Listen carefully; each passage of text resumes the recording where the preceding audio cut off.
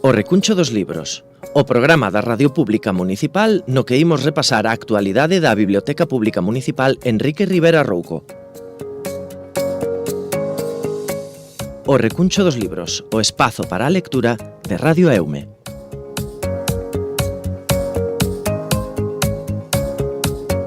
Pois estamos a luns, nova cita coa literatura, nova cita cos libros aquí en Radio Eume, no noso Recuncho dos Libros, como sempre, un placer contar cos consellos, con todas as reflexións que nos trae a nosa bibliotecaria Ana Vera Alonso. Moi bons días. Hola, bo día. Pois estamos a luns, toca botarlle unha olla de todas as novidades que traedes na biblioteca, e máis agora que temos aí ao ladiño a Semana Santa, que seguro que a xente algún libro para a casa quere levar. Claro que hai un tempo aí de lecer, digamos, que se pode aproveitar coa lectura, non sei a ver que tempo nos virá. A ver, bueno, pois se o tempo non acompaña, un libro sempre é un moi bo amigo, e para os máis pequenos, que novidades temos esta semana? Pois mira, para os máis pequenos esta semana traigo, como sempre, dous títulos, un en galego e un en castelán. O de castelán é unha especie de noveliña así, dirixida para público de máis de 9 anos, pero que está moi ilustrado e como con letra grande a veces, o sea, é moi doado de ler. É para rapaces de 9, pero incluso un rapaz moi lector de 7 ou 8 anos podería ler. Sí, porque hai moita letra maiúscula e moitas ilustracións e é doado de ler. E, bueno, pertence a unha serie que se chama Stranger Kids, que é do autor Isaac Palmiola, que temos tamén outros libros, outras series na biblioteca del, por exemplo, Perro Holmes, que é unha que tuvo moito éxito aquí na biblioteca, e esta serie, que temos outros dous títulos, son sempre 24 horas, este se titula 24 horas sin decir no, pero os outros que temos, por exemplo, son 24 horas sin wifi ou 24 horas sin pais, digamos que vai un pouco por aí, non?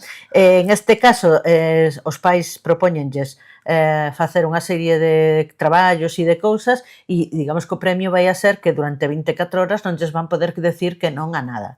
E ese, digamos, que é o punto de partida do libro. Hai a moitos que lles gusta ese argumento. Claro, é un texto moi fácil de ler, con moito humor, moitas anotacións, moitos debuxos, que resulta moi doado de ler, e con misterio e aventura, digamos, e logo descubrirán este grupo de amigos que non é tan doado cada papá e mamá, non?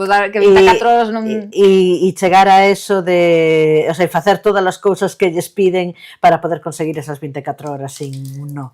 Xa para a modalidade de lectura en galego, lectura infantil, porque creo que nos chega unha obra de Chus Álvarez, non? Que tamén lle dá todo, é actriz, é mestra, narradora, é dobradora. Pois é a mí me parece un encanto de libro, é un álbum para primeiros lectores, para primeirísimos lectores, e ten unhas ilustracións de Borja Ramón e de María Olmo, que son unha delicia, o sea, son super suaves, así, super riquiñas, e logo moi pouquiño texto. E digamos que o punto de partida é un can que non sabe ladrar e un gato que non sabe miañar, e como teñen que superar esa situación, digamos, non? E, bueno, ten o texto rimado, o sea, que para os nenos pequeniños está moi ben, porque lles gustan moito estes libros nos que o texto vai rimando. Sí.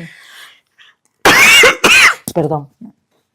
E creo que, bueno, me parece moi bonito, a verdad, un álbum moi fermoso. Está traducido tamén ao castelán. Sí, está traducido ao castelán tamén. Chámame moita atención que as cores que empregan, que é todo terra, non son nada son todo mostazas, amarelos, todo moi suave, beis, así, e realmente o resultado é precioso, é moi delicado. E moi bonito, a verdad. Me gusta moito este libro, está moi chulo. E para os que temos algún aniño máis, cales son as novidades, as recomendacións desta semana que nos traes? Pois mira, traigo nada máis e nada menos que dous autores, Premio Nobel de Literatura do ano pasado, e letras galegas deste ano, o sea que, vamos, máis non se pode pedir. Con cal comezamos? Co Nobel de Literatura Laszlo Krasznahorkai, si se di así, nome impronunciable para min, e o seu libro Melancolía de la Resistencia, que, bueno, é como unha especie de obra distópica, con moito humor negro, e é a acción transcurre nunha vila húngara que está a borde do colapso e que chega un misterioso visitante, digamos, que desencadena unha serie de actos e de anécdotas que van pasando, ¿no? Destaca sobre todo, digamos, este autor porque reformula as reglas propias da literatura, ¿no? Hai un narrador que opina, que se involucra na historia que está contando, digamos que non é un narrador neutral, ¿no? Sí. Entonces, digamos que o punto de vista ten moita importancia nas cousas que se contan, non é unha lectura doada, nin ao mellor moi simple, pero bueno, me parece interesante darlle unha volta tamén non é unha literatura, temos pouca literatura destas húngara, o sea, coñecemos poucos autores e está ben tamén a veces involucrarse en libros que relatan historias diferentes ás nosas e que relatan sociedades distintas, ¿no? E bueno, acaba de ser premio Nobel, creo que podemos darlle unha oportunidade. Cando menos, ademais sempre moitas veces falamos de títulos así que son moi levadeiros, que son sinxelos de ler, son moi entretidos e demais, e ás veces tamén está ben, pois, claro, digamos que debullarnos aí sí, que lle pide un pouco máis de esforzo ao lector, pero seguramente é un esforzo que despois pagará a pena. Destos libros, entonces, que despois sempre deixan esa pegada, non? Sí. Dicías que tamén temos premiado, neste caso, en literatura para adultos, porque esta semana, que nos recomendas? Recomendovos unha novela de Begoña Caamaño, que vai a ser a homenaxeada das letras galegas deste ano. Non ten moita obra escrita porque desafortunadamente morreu bastante nova, pero bueno, traigo unha desas obras que unha novela que é moi coñecida, Circe ou O prazer do azul, que se basea un pouco nos mitos de Penélope e de Circe e nos conta a historia de dúas mulleres, unha muller que leva un montón de anos agardando pola volta do seu home, que empeza xa a pensar que si é posible que morrese, que digamos que se encarnaría o mito de Penélope, non? Aí tecendo, esperando polo seu marido, e de repente recibe unha serie de cartas dunha persoa descoñecida, dunha muller descoñecida, que lle conta que ela está co seu home e que están vivindo un romance. E entonces digamos que esas cartas que se cruzan entre as dúas van a ser como unha parte importante da novela e van a establecer entre elas un vínculo moi forte, ¿no? A raíz de estar compartindo entre aspas esa parella, ¿no? E, bueno, me parece súper interesante. Además, Begoña Caamaño é unha autora que militou activamente na causa do feminismo. Estes dous personaxes clásicos, de mitos clásicos, digamos que se pode dicir que amosan dúas mulleres moi distintas. Penélope, que é sempre como exemplo de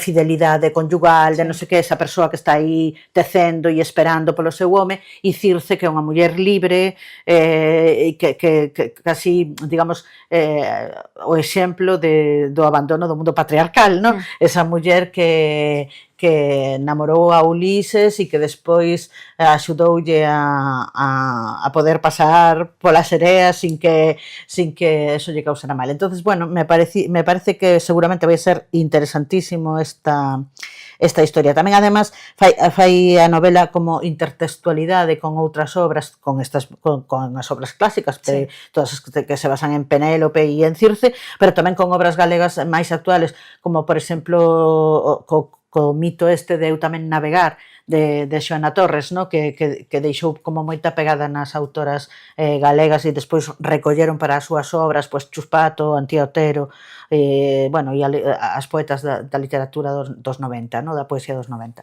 Entón, bueno, me parece que seguro vamos a escoitar falar moitísimo de Begoña Caamaño nos próximos meses e espero que todo o mundo se anime a lela. E para que non a coñecese, pois aí ten esa recomendación información que a verdade é que é moi interesante. Eu creo que cando saíamos daqui vou na levar para a casa.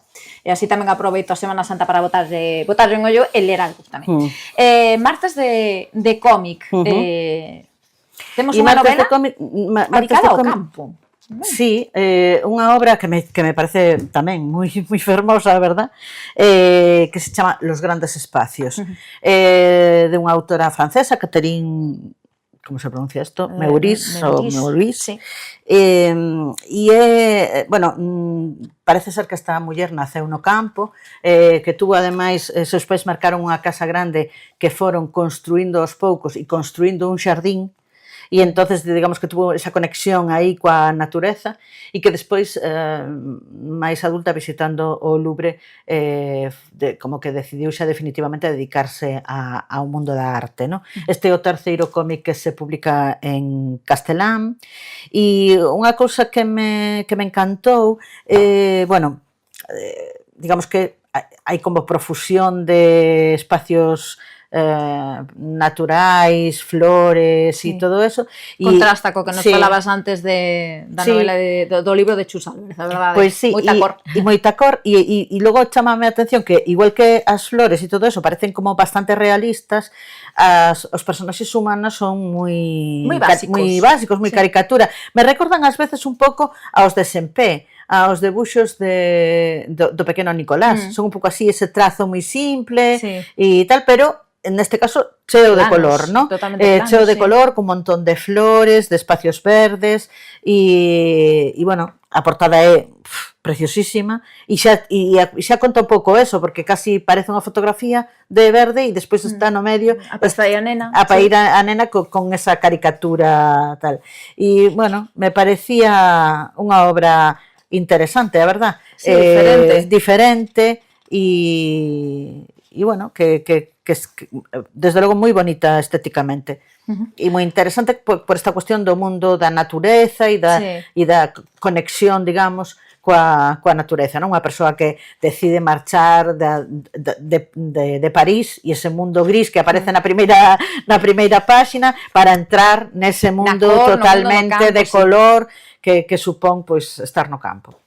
A verdade é que é unha temática moi, cando menos, sorprendente para vela nos cómics, non? Porque estamos acostumados, sobre todo, a ver a superheróis, superheroínas e cousas destas. Sí, un libro moi bonito, editado por Impedimenta, que a verdade que é unha editorial que fai unhas cousas preciosas. E que demostra que calquer temática pode ser adaptada a banda deseñada, totalmente. Como nos contaba Miguel Anxo Prado nunha ocasión que estuvo aquí no Club de Lectura, é que hai un cómic para cada, o sea, hai un cómic de cada tema, ou de cada estilo, ou de cada xénero. Solo hai que buscalo. Sí, a verdade é que sí. Hoxe no noso patrimonio ímonos ir aquí ao ladiño, como a quen di, vámonos a Ferrol, porque vamos a explorar a tua man o barrio da Madalena, non? Pois sí, escollín o barrio da Madalena, que foi declarado Conxunto Histórico Artístico en 1983 e é ben de interés cultural e, bueno, a xente das Pontes a maioría conoce o barrio da Madalena e me parece super interesante por todos estes edificios modernistas que hai fundamentalmente do Chapiñeiro, este arquitecto que tan importante foi para Ferrol, que incluso nas Pontes tamén hai algunha casa que é deseñada por él. Entonces, bueno, me parecía moi interesante. Na biblioteca temos 3 libros sobre o Chapiñeiro, por se alguén quere achegarse un pouco ao seu estilo e curiosear un pouco nas fotografías. Pero, bueno, temos aí o barrio da Madalena, que está moi cerca, e, bueno, que presenta esas rúas así en cuadrícula, paralelas, con todos esos edificios modernistas que a mí personalmente me encantan. Sí, esas galerías. Claro, despois, e logo esos edificios, bueno, o Teatro Jofre, o Mercado, que son preciosos, ¿no? E creo que hai, desde o Concello de Ferrol, na páxina do Concello de Ferrol, podemos atopar unha ruta para facer a ruta do modernismo, ¿no? Que te vai levando polas diferentes casas importantes que habría que botarlles unha ollada, ¿no? E me parecía unha bueno, unha cousa interesante. A mí particularmente xa digo que me encanta ese barrio. Ademais, a xente está apostando moito por recuperar, por restaurar esas antigas vivendas. A verdade é que me imagino que teñen protección patrimonial, pero sí que creo que Ferrol de un tempo a esta parte está nese aspecto.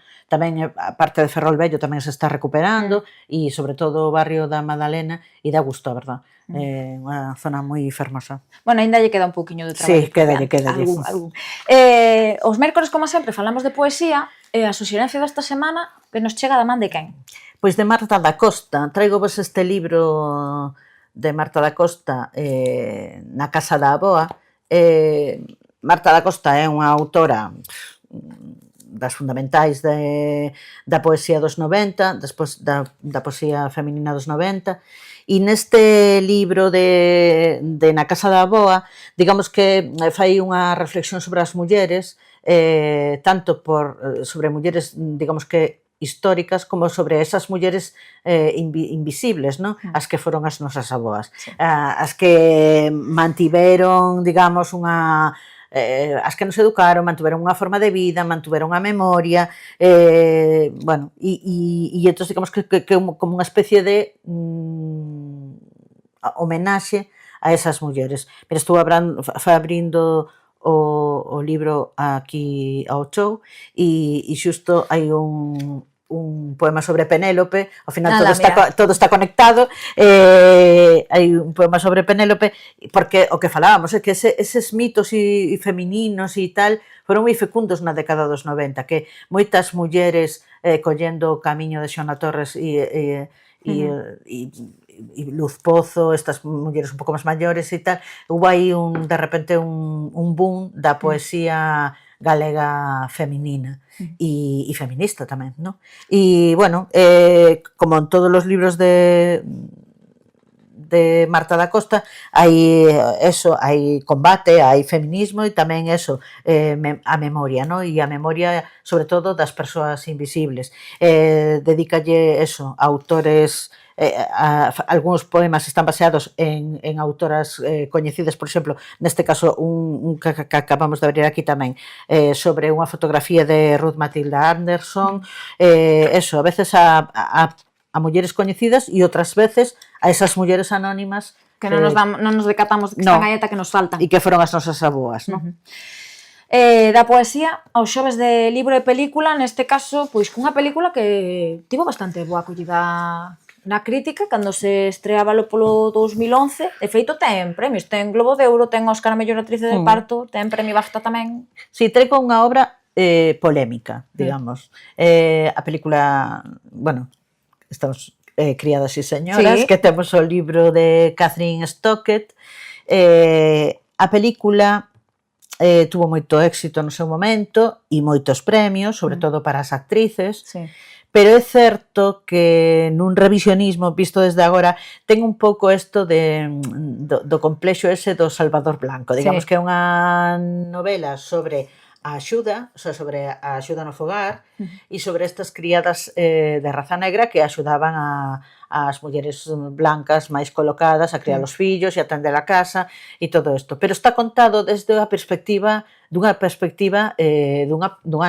muller branca que non pode, ou non a priori non pode entender ao mellor claramente como é a vida destas mulleres, non? Tuvo moito éxito no seu momento, pero agora está como un pouco mirada desde outro punto de vista, non? O que falamos moitas veces, que a veces tamén non se poden xuzgar as obras de arte desde uns parámetros actuais, hai que xuzgarlas desde o momento no que se fixeron, non?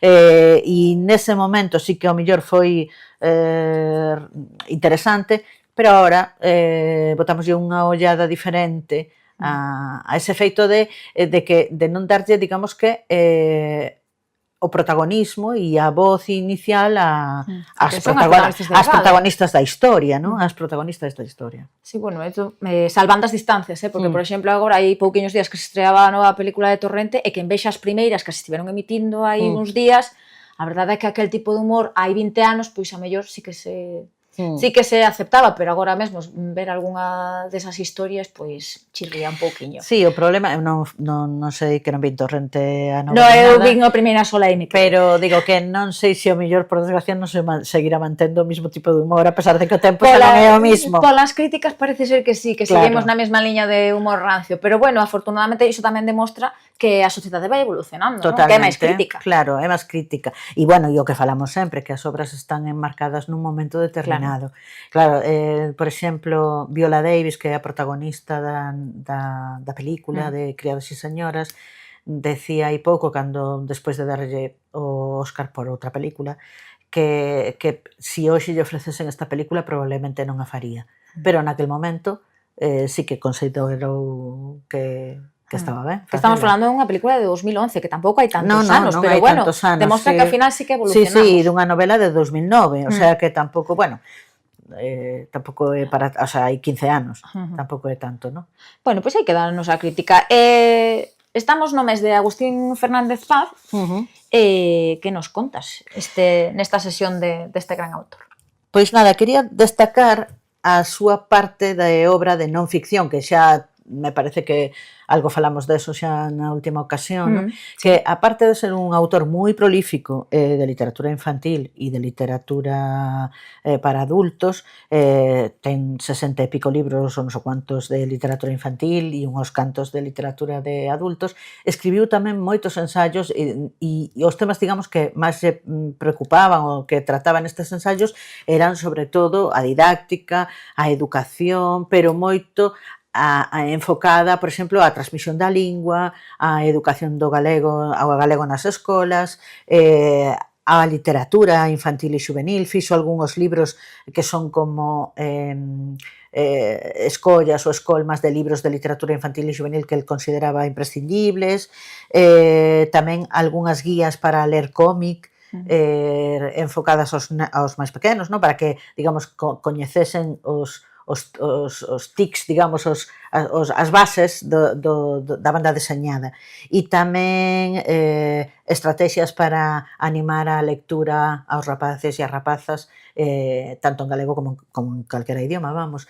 E me parece moi interesante toda esa outra parte, non solamente de creador, bueno, é tamén creación, pero creación científica, investigando toda esa cuestión de como achegarse aos rapaces e as rapazas para achegarlles o galego, a literatura galega, a literatura infantil, que se fixesen amantes da lectura e que se fixesen galegofalantes, non? E todo eso me parece super interesante. Sí que chama moitísima atención pois esa capacidade, non? De inmiscuirse, tratar de buscar as causas de por que os rapaces non len, ou deixan de ler, ou non, o que achegalos ao galego, non? Que vai moito máis algo dicir, vale, vou escribir un libro a ver se o len. Sí, non, é deseñar estrategias para que os rapaces se acheguen á literatura e tamén para que se acheguen á literatura en galego. E, bueno, me parece que somos todavía debedores de Fernández Paz e que é unha cousa que todavía hoxe nos preocupa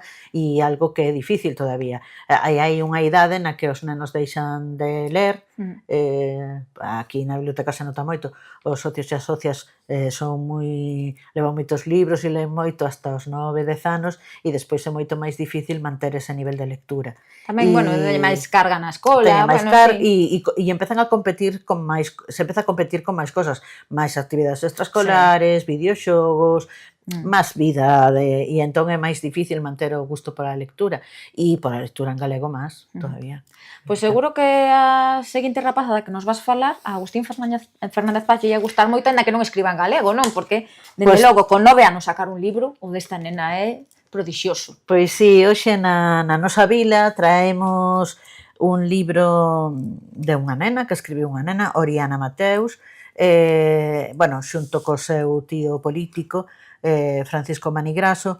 Digamos que Oriana tiña como esa inquedanza pola lectura, non? E como o seu tío é moi lector, pois propúxolle que si ela inventaba un conto, el iría escribindo todo aquilo, claro, daríalle forma e iría escribindo aquilo que inventase. E así nace esta novela para rapaces de máis de 9, na que hai dous protagonistas, Marco e Rubén, que están investigando sobre as propiedades que teñen determinados produtos dunha pastelería que se chama Del Jardín. Esa pastelería fai cupcakes, como o título do libro di, mágicos cupcakes, fai 2 cupcakes, un de chocolate e outro de coco, que un te permite voar e o outro te permite ser invisible. O sea que hai que buscar esos cupcakes hai que falar aquí rapidamente.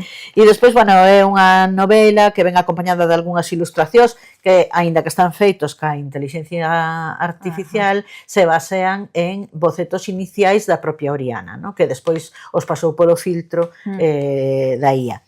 E, bueno, neste boom que temos actualmente de escritores locais, pois esta é a máis nova de todos esos escritores locais. Tamén temos recordemos que tamén temos a Anxo, por exemplo, que ten un autor supernovo, 15 anos, ou a Paula que ten 16 ou 17. O sea que realmente parece que hai unha canteira que veñen pisando forte e está moi ben, claro, que é moi interesante. A verdade é que moi recomendable. O sea que animamos vos aos mágicos cupcakes. Pois hai que ler eses mágicos cupcakes, pero tamén hai que vir as actividades dos xoves na Biblio. Esta semana temos a historia de Rata a Pirrata. O nome está aí.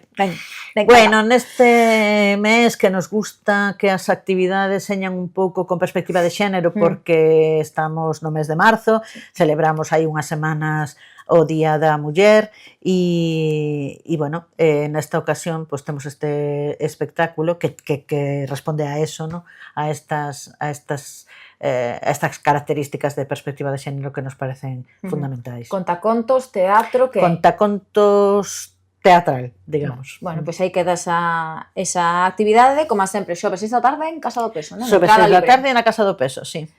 Por certo, antes de despedir o programa de hoxe, hai uns días arrincaba un novo programa que está desenvolvendo aquí na biblioteca, se falarmos nós, que tal?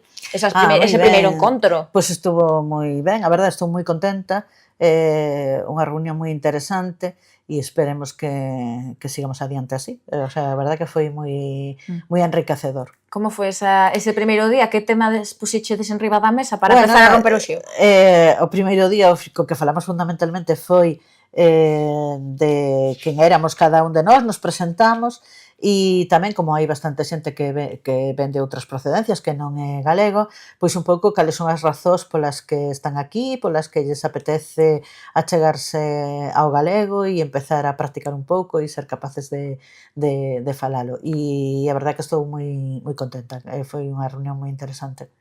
Tipoloxía da xente que acude, aparte de xente de fora de outros países, temos xente daqui que non usa o galego tamén? Sí, hai unha mestura. O grupo, a idea do grupo é que haxa unha mestura para que, aparte de cumplir este obxectivo de animar a xente a falar galego e tal, tamén cumpla o obxectivo de coñecerse, de ampliar, digamos, as relacións e de interactuar, non, con persoas que son diferentes a nós e que teñen historias vitais distintas. E estou moi contenta, verdad? Moi ben. Pois mira, alégrome moito que dai todos os mércores ás 8. Todos os mércores ás 8. Se hai alguén interesada, pode vir pola biblioteca e é unha actividade completamente gratuita, por suposto, e bueno, que calquera que teña curiosidade, que queira máis información, que lle apeteza acercarse, todos os mércores ás 8. Pois aí queda ese convite, esperemos que sigades aumentando a cifra de participantes neste falarmos nós.